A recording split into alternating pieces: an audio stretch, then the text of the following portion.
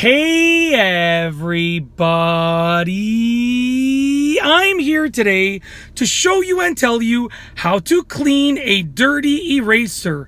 These will be the easiest instructions, so let's get right into this instructional tutorial video. I'll be going over 4 things that you can do to clean a dirty eraser. If your eraser is dirty, just like this one over here, you can use these 4 steps to clean your dirty eraser. They don't have any particular order, and generally speaking, you only need one of them. It's just a matter of which one is the easiest for you to do in that moment and which one will work the best for that eraser and for your situation that you're in at that moment when you want to clean the dirty eraser.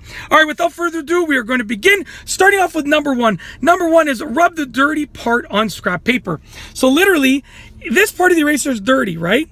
If I was to take this part of the eraser and just rub it on scrap paper, it would remove this part of the eraser because it would be rubbing it off. Now, I might mark up the paper a little bit because it's actually dirty. So you want to use scrap paper so that you can, if it marks up the paper, no big deal, it's just scrap paper anyways. So rub the dirty part of the eraser on scrap paper until you rub off all of the dirt or the marks, and then you have clean eraser that has been left over. All right, moving on to number 2. Number 2 is use sandpaper. So if you want to, you can use sandpaper. I don't really see a circumstance when you would need to do this, but you can, and it should work. When you use sandpaper, you're going to be sanding off the parts of the eraser that are dirty, and in theory, you'll be left with clean eraser. Now, using sandpaper on the eraser will make it rough. In terms of the eraser, will be a little bit rough after. So maybe you want to, then take the clean, rough part of the eraser that you created and just rub it on scrap paper to smooth it out as well. Keep that in mind. But using sandpaper should indeed remove the dirt from the eraser and clean the eraser. Like I said, maybe if you have sandpaper and you don't have scrap paper, you can use this method, but I don't really see when you would do it, but it should work. So I figured I would include it in the video as one of the things, in the video tutorial, as one of the things that you can do. So number 2 is use sandpaper. It should work. I don't really highly recommend it, but it should work. Okay. All right. Moving on to number 3. Number 3 is remove the dirty part. So you can actually just remove the dirty part. An eraser it should be all the same material, meaning the whole eraser should just be eraser, okay?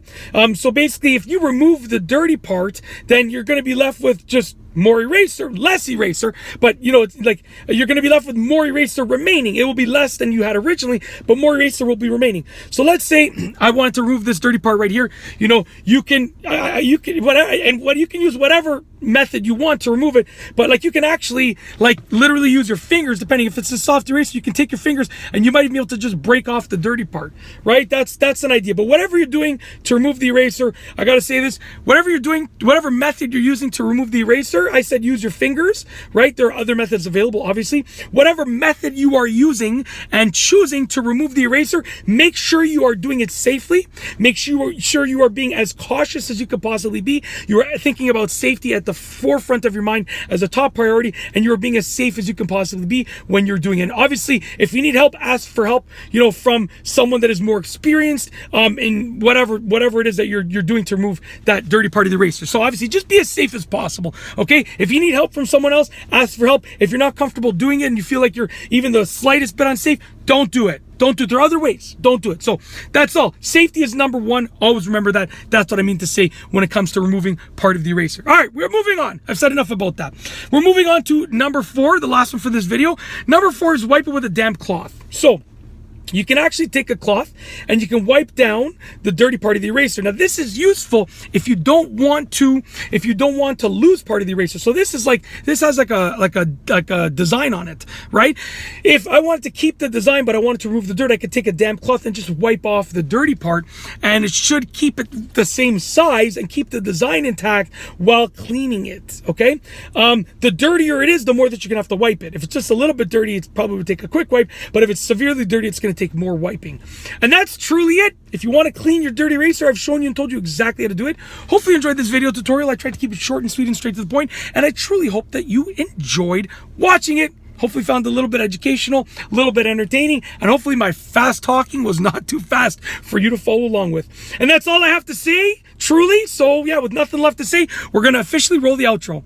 If you like this video tutorial, please be sure to give it a thumbs up. Let me know what you think down below as a comment. And of course, be sure to subscribe for more great videos just like this one. And that's all I have for you today. Thanks for watching.